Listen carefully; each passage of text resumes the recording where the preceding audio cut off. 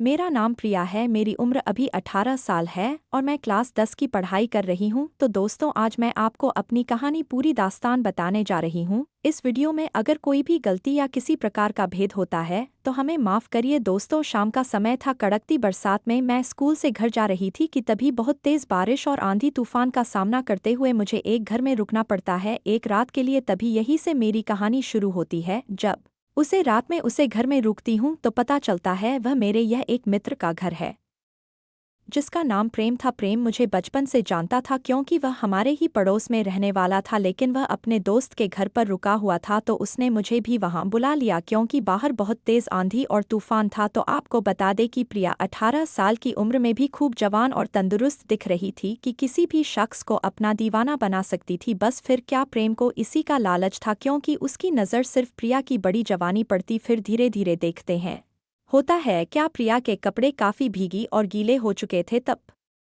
प्रेम कहता है, मैं तुम्हारे दूसरे कपड़े लाता हूँ, तुम उन कपड़ों को बदल दो वरना तुम्हें सर्दी और बुखार हो जाएगा, फिर तुम्हारे पापा तुम्हें बहुत डांटेंगे। तब प्रिया रहती है, नहीं जी ठीक है, बरसात बंद हो जाएगी तब मैं चली जाऊंगी। तब प्रेम कहता है, देख लो मेरी बात मान लो, अगर तुम्हें सर्दी जुकाम हो गया तो फिर तुम अपनी पढ़ाई अच्छे से नहीं कर पाओगी, इसलिए तुम्हारे भले के लिए ही कह रहा हूँ। तब प्रिया रहती है, चलो ठीक है। तभी प्रेम उसके लिए कपड़े लेकर आता है, उसको कपड़े देता है चेंज करने के लिए और कहता है वह कमरा खाली है, उसमें जाकर कपड़े चेंज निकलो। तब राधा कपड़े चेंज करने के लिए चली जाती है। तभी प्रेम देखा है चुपके से दरवाजे के छोटे छेद से उसे देख लेता है, कपड़े चेंज करते हुए देखता रहता है। तब राधा को थोड़ा शक होने लगता है, वह तुरंत कपड़े चेंज करके बाहर आती है। तब वहाँ कोई नहीं था। फिर क्या, धीरे धीरे इसी तरह चलता रहता है। राधा कपड़े चेंज करके फिर बरसात बंद हो जाती है और वह पहुँचती है तो उसके पापा पूछते हैं, यह तेरे कपड़े तो बादल कैसे गए। तो राजा बताती है कि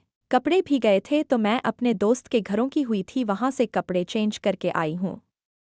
उसके पापा भी जानते थे प्रेम के बारे में कि वह अभी सीधा साधा लड़का है, इसलिए वह कुछ नहीं कहता, चुपचाप जाने देता है। तभी हम आगे देखते हैं कि प्रेम ने राधा को एक प्रेम पत्र लिखा जिसमें बताया कि राधा, मैं तुम्हारे बिना नहीं रह सकता हूँ, तुमको मुझसे शादी करनी होगी। तब राधा वह प्रेम पत्र पढ़ती है और फिर एक दिन प्रेम को मिलने के लिए कहीं घने जंगलों में बुलाती है और उससे कहती है कि देखो, तुम मुझसे प्यार करते हो तो इसे कोई बड़ी बात नहीं है, मुझे बहुत लोग हैं जो प्यार करते हैं, लेकिन मैं सिर्फ अपने पापा के पसंद के लड़के से शादी करना चाहती हूँ। तब इतने में प्रेम बोलता है, देखो शादी करूंगा तो मैं सिर्फ तुमसे ही, वरना अपनी जान दे दूंगा और जान की जिम्मेदार सिर्फ तुम होगी। तब प्रिया रहती है कि नहीं, ऐसा मत करना, मैं पापा से बात करूंगी। मैं पापा से बात कर भी तो नहीं सकती हूँ क्योंकि पापा इस प्यार के सख्त खिलाफ है और वह हमारी शादी तुमसे कभी नहीं होने देंगे क्योंकि आज पड़ोस का मामला है। तब प्रेम कहता है, मैं अपने पापा को बताऊंगा, वह तुम्हारे पापा से बात करेंगे। तब प्रिया रहती है, चलो ठीक है, मान लेती हूँ,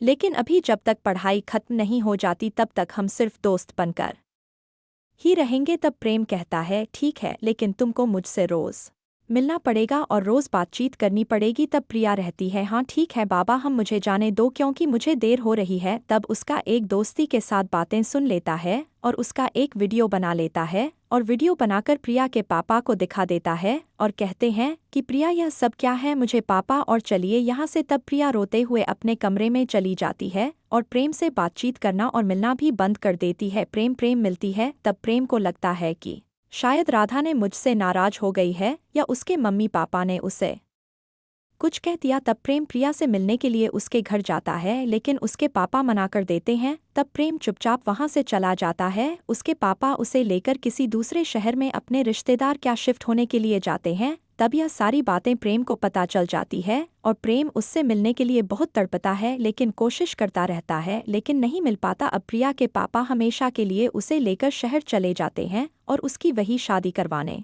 के लिए एक अच्छा सा लड़का ढूंढते हैं। उनको एक अच्छा सा प्रिया की शादी की डेट में फिक्स हो जाती है। तब देखते हैं आगे होता है क्या। यह सारी घटना जब प्रेम को पता चलती है तब वह उससे मिलने के लिए वही जाता है और फिर देखिए जब शहर पहुंचता है तब देखा है कि प्रिया की शादी कल है और उसे कल उससे मिलने जाना था। तब देखी प्रेम जाता है किसी वेटर के रूप में जाता है। पीरियड्स मिलता भी है, लेकिन उसे कोई पहचान नहीं पता क्योंकि वह मास्क लगा हुआ था और उसे शादी का निमंत्रण का कार्ड भी मिला था, लेकिन किसने दिया आपसे कुछ पता नहीं। तब फिर जब जाता है तब उसे प्रिया से मिलता है और प्रिया से कहता है, प्रिया आज हमारे पास यही आखिरी मौका है भगाने का। अगर तुम मेरे साथ सच्चे दिल से मोहब्बत और प्यार करती हो तो मेरे साथ भागने के लिए तैयार हो जाओ। तब प्रिया रहती है, हाँ हमारे पास यही आज आखिरी मौका है। तब दोनों भागने के लिए सारी प्लानिंग कर लेते हैं और फिर प्रेम प्रिया को भगाने की सारी विधि बता देता है और वहां से चुपचाप चला जाता है। क्योंकि वह एक वेटर के रूप में था तो उसे कोई भी पहचान नहीं सकता था, शिवा उसके पापा के। तब फिर प्रिया अंदर तैयार हो रही थी, तब वह अपनी